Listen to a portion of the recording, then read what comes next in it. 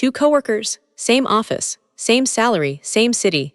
They started on the same day 5 years ago. They even carpooled to orientation together. Today, one of them drives a leased BMW. He has the latest iPhone, a closet full of tailored clothes, and goes on 2 international trips every year. People at work quietly admire him. Some assume he has a trust fund. Others think he's just better with money than they are. The other one, she drives a 7-year-old Honda. She packs lunch most days. She hasn't upgraded her phone in 3 years. Nobody talks about her lifestyle. She doesn't post much. There's nothing flashy to notice. But here's what nobody in that office knows. The man in the BMW has $312 in his savings account. He has $18,000 in credit card debt. His lease payment is $640 a month. And last month, he quietly borrowed money from his mother to cover rent.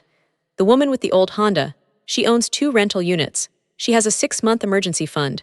She's been investing every month since year 1, and her portfolio is approaching $90,000. She is, by any real definition, wealthy. Same income, same years, completely different outcomes. And the gap between them has nothing to do with luck or a raise or a side hustle. It has everything to do with habits. Specifically, the habits that look like wealth but silently consume it. This isn't about being cheap. It isn't about giving up everything you enjoy. It's about recognizing that some of the most widely praised financial behaviors, the ones that make people look rich, are quietly engineered to keep you broke. They feel like progress, they photograph like success, and they are draining the future version of you one decision at a time. Promise. In this video, I'm going to walk you through 7 habits that are widely accepted as signs of financial intelligence, ambition, or success, but are actually traps. Each one has a hidden mechanism that transfers your money away from you and towards someone else's bottom line. By the end, you'll understand exactly why so many high-income people end up with nothing and what the quiet ones are doing differently. Let's start. Rule 1. Spending to the edge of your income. The moment most people earn more, they spend more. It feels natural. You worked hard, you earned a raise, you deserve the upgrade. But here's what most people miss: the upgrade comes first and the wealth never does. This is called lifestyle inflation, and it is the single most effective wealth eraser in existence. Not debt, not bad investments, not low income, lifestyle inflation, because it is invisible. Every time your income rises by $1,000, your expenses rise to match it, and you end up with exactly the same margin you had before. Sometimes less, because the new lifestyle often comes with new debt. Think about it this way. If you earn $4,000 a month and save $400, that's a 10% savings rate. You get a raise to $5,500 a month. A reasonable person thinks, I can afford a nicer apartment, a new car, a subscription or two, and suddenly they're saving $450 on $5,500. Their lifestyle grew by $1,000 a month. Their savings grew by $50. That's not progress. That's a trap with better furniture. The psychological driver here is something researchers call the hedonic treadmill, the human tendency to return to a baseline level of happiness regardless of external change. The new car is exciting for about 3 months. Then it becomes the default, and you need another upgrade to feel it again. Wealth is not built at the edge of your income. It is built in the gap between what you earn and what you choose to spend. Rule 2. Treating on sale as saving money. Nobody talks about this one with enough seriousness. Buying something you didn't need at a discount is not saving money. It is spending money, slightly less wastefully than you could have. But the habit is everywhere. A $200 jacket marked down to $90. A deal on a kitchen gadget you'll use twice. A premium subscription bundled at 40% off for the first year. Every one of these feels like a smart financial decision because the comparison is to a higher price, not to zero. Here's the real math. You weren't going to spend $200 on that jacket. You were going to spend nothing. So you didn't save $110. You spent $90 you didn't plan to spend. The discount was the trigger, not the justification. Retailers understand this better than most people ever will. The original price is not the real price.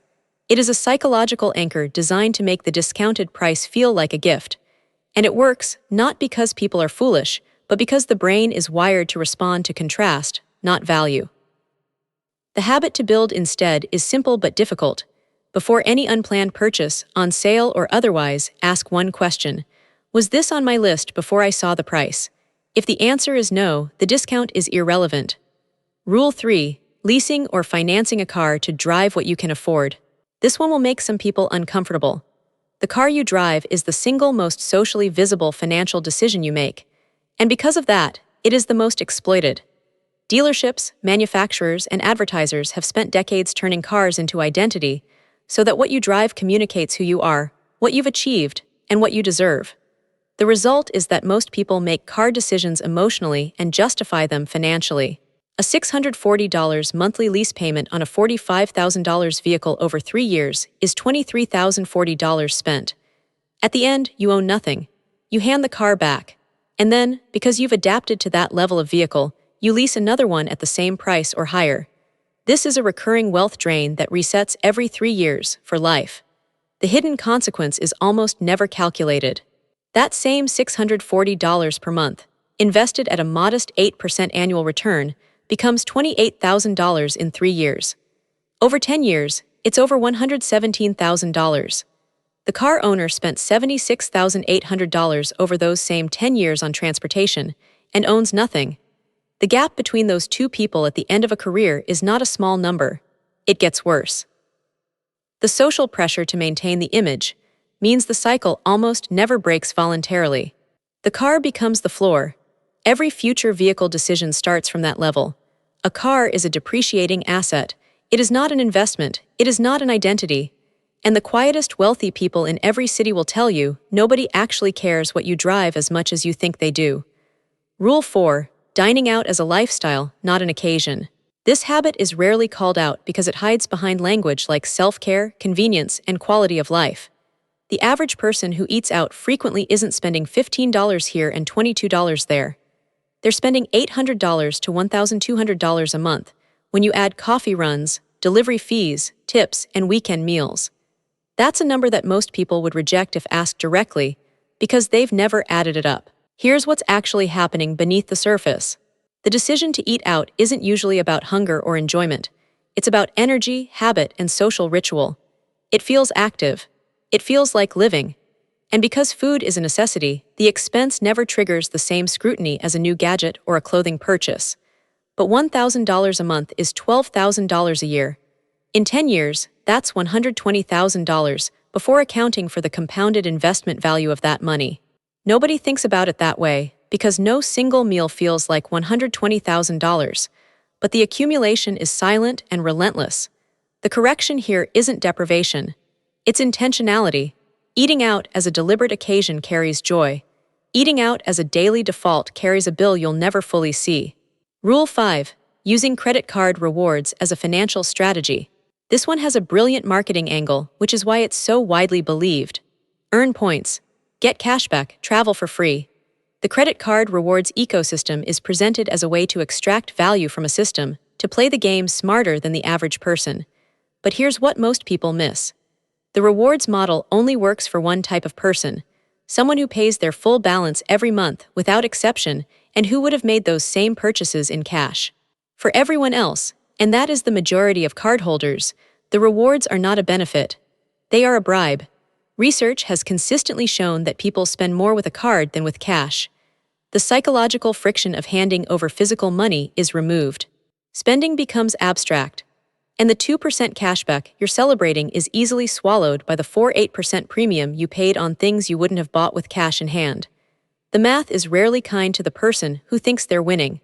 A $4,500 balance carried at 22% annual interest costs over $80 a month in interest charges. A 2% cashback on $4,500 of spending is $90. The reward is barely covering the cost of the debt that generated it. Credit cards are not tools for earning, they are tools for spending. The rewards are the incentive to use them, not the return. Rule 6. Buying the image of an investor without the substance. In the last few years, a new kind of financial performance has emerged. People who talk about investing, who mention my portfolio in casual conversation, who follow markets, who share quotes about passive income but whose actual net worth is built on nothing. This is fake investing. And it is a habit, not a mistake. The image of a sophisticated investor is now widely available through social media, finance podcasts, and investing apps with sleek interfaces. It is possible to feel like an investor while holding $400 in an account and understanding almost nothing about what's in it. But here's the consequence nobody names. The person performing wealth building is not building wealth.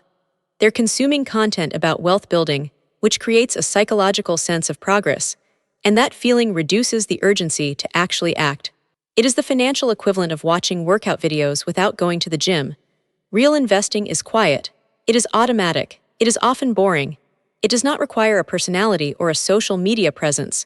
And the people quietly compounding their net worth are not the loudest voices in any room.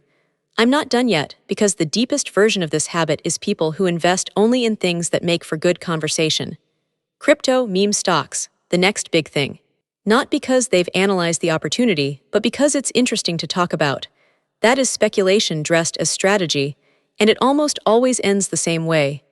Rule 7. Optimizing for now while ignoring the compound effect. This is the quietest habit on this list, and the most devastating. Every financial decision exists in two timelines: what it costs today and what it costs in 20 years. Most people only ever calculate the first one. A $200 monthly subscription to something you barely use isn't $200. It's $200 this month, and the same next month, and for the next 5 years, while quietly compounding the opportunity cost of what that money could have become. A $200 monthly investment at 8% annual return for 20 years is over $117,000. That subscription didn't cost $200 a month. It cost $117,000 over the course of a career. Nobody thinks this way. Not because they lack intelligence, but because the human brain is deeply biased toward the present. Behavioral economists call this present bias, the tendency to give disproportionate weight to what we feel right now over what we will feel in the future. The $200 sacrifice is real and immediate. The $117,000 is abstract and distant. The brain will always choose the former unless you force it to do otherwise. The people who build genuine wealth are not those who earn the most. They are those who learned, earlier than others, that every present decision has a future price, and that the future price is almost always much larger than it appears today. Remember those two coworkers. The difference between them was never income. It was never luck, inheritance, or a particularly clever investment. The difference was a set of habits, small, daily, mostly invisible decisions, that compounded in completely opposite directions over 5 years. The man in the BMW made decisions that felt wealthy. He optimized every month for the appearance of success. The car, the clothes, the meals, the lifestyle. And every month he got a little closer to zero without feeling it, because the spending always came with a justification, a sale, a reward point, I work hard and I deserve this. The woman in the Honda made decisions that were quietly uncomfortable. She drove a car that cost her nothing in monthly payments. She said no to things other people said yes to. She invested money before she could think of a reason to spend it. And for 5 years, nothing about her daily life looked like success. But here's what she understands that he doesn't. Wealth is not a performance. It is not a lifestyle. It is not something you display to people who are too busy performing their own version of it to actually notice yours. Wealth is the distance between your income and your expenses, multiplied by time. That's the entire formula. Everything else is noise. The habits in this video are not rare. They are not edge cases.